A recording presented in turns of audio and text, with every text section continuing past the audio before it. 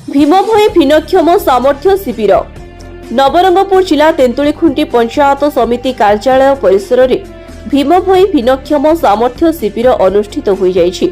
एथिरे तेंतुलीखुंटी ब्लॉक अध्यक्षा नीलेन्द्री नायक मुख्य अतिथि रूपे जोगदे भिन्नक्षम सामर्थ्य शिविर को उद्घाटन करथिले। गोष्ठी उन्नयन अधिकारी मनोज कुमार पाणिग्राही तत्वावधान में कार्यक्रम आयोजित होइथिला।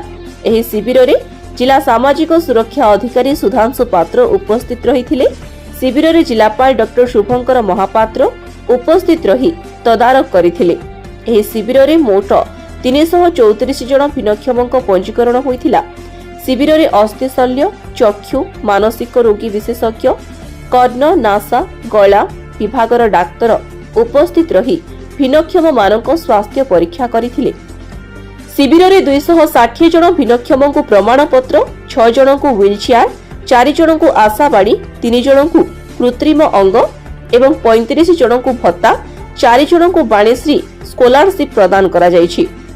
एही समस्त कार्यक्रम को ब्लॉक सामाजिक सुरक्षा अधिकारी रविंद्र कुमार साहू परिचालना करिथिबा बेले मंगल संप्रसारण अधिकारी जोगमोहन माझी, जोगाण निरीक्षक रोहित माझी, सीपी तपन मिस, ग्राम्य जल जोगाण और परिमल जंत्री के संतोष, बीआरटी प्रणव साहू, बीआरसी सिपुन कुमार प्रधान, समस्त ग्राम रोजगार सेवक, समस्त पंचायत निर्वाही अधिकारी और पंचायत समिति कार्यालय समस्त कर्मचारी कार्यक्रम परिचालन में सहयोग करथिले।